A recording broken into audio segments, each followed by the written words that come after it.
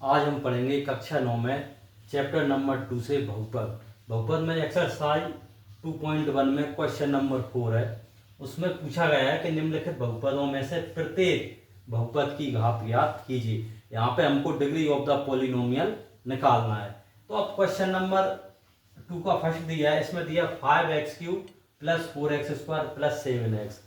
जब हमको डिग्री निकालनी होती है किसी पॉलिनोमियल की तो हम देखते हैं कि पहले तो जो पॉलिनोमियल है वो किस वेरिएबल में, किस चर में दिया है। तो हमने देखा कि ये x में दिया है, तो यहाँ पर हम x की मैक्सिमम पावर निकालेंगे। x की मैक्सिमम पावर यहाँ पे देखा 1 2 3, तो x की मैक्सिमम पावर यहाँ पे 3 है।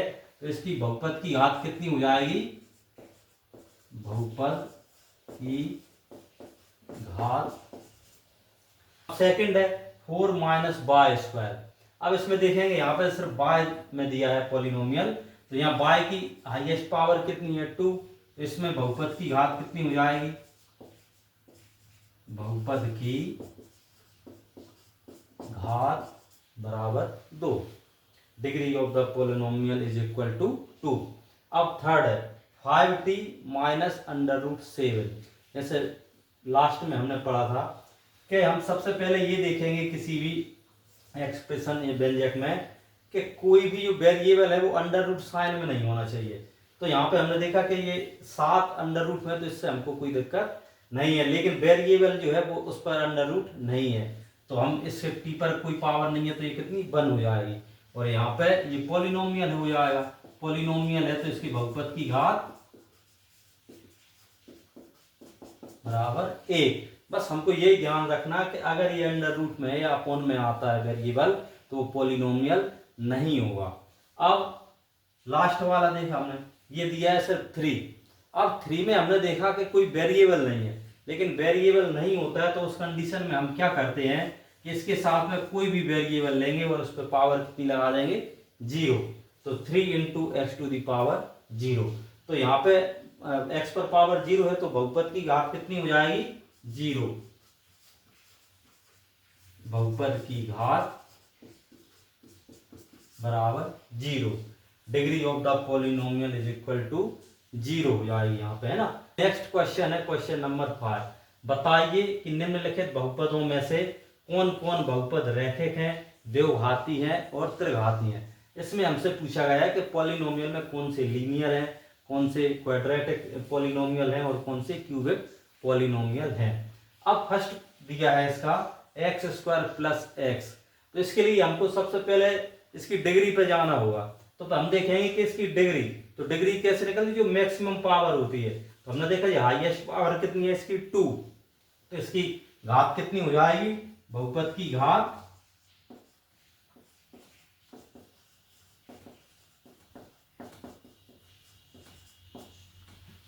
घात बराबर 2। इसलिए पॉलिनोमियल कैसा होगा? अतः द्विघाती बहुपद है। तो ये क्वाड्रेटिक पॉलिनोमियल हो जाएगा जब इसकी जो पावर है डिग्री ऑफ द पॉलिनोमियल 2 होगी, तो ये कैसा हो जाएगा? Quadratic polynomial. अब सेकंड पे आते हैं x माइनस x³। अब इसमें x पे हाईएस्ट पावर कितनी है? 3, तो ये क्या हो जाएगा? Cubic polynomial. बहुपद की घात बराबर 3, अतः क्यूबिक त्रिघाती बहुपद। Next by plus y² plus 4। अब इसमें ये बाय में दिया है पॉलिनोमियल, तो इसकी बाय की यहाँ पे 1 है, यहाँ पे 2 है और यहाँ पे नहीं है, तो 0 है। तो मैक्सिमम पावर कितनी हुई? 2। बहुपद की घात बराबर 2, अतः द्विघाती बहुपद है। अब नेक्स्ट फोर्थ पर आते हैं 1 प्लस x। 1 प्लस x में हमने देखा कि यहाँ x पे कोई जब पावर नहीं होती तो उस कितनी पावर हो जाती है? वो 1। तो यहाँ पे बहुपद की घात कितनी हो जाएगी? डिग्री ऑफ द पॉलिनोमियल कितनी हो जाएगी? 1। अतः अब हमें ये याद रखना है कि जिस बहुपद की घात 1 होती है डिग्री ऑफ द पॉलिनोमियल 1 होती है तो वो लीनियर पॉलिनोमियल होता है ना। तो उसे हम बोलेंगे रैखिक बहुपद। अतः रैखिक बहुपद है।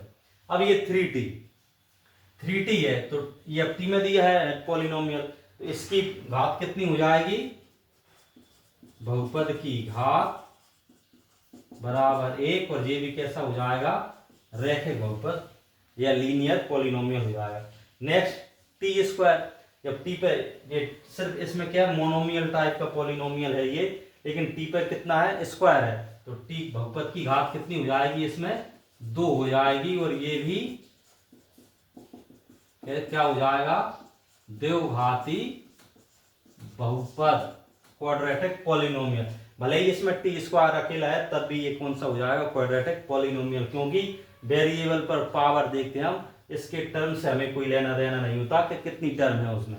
अब ये नेक्स्ट है 7x3, तो ये इसमें कितनी है, x पे पावर हाईएस्ट 3 है, तो डिग्री ऑफ द पॉलिनोमियल 3 होगी, तो वो कौन सा हो जाएगा, क्यूबिक पॉलिनोमियल हो जाएगा, और ये लिख देंगे त्रिघाती बहुपद है। तो बहुत ही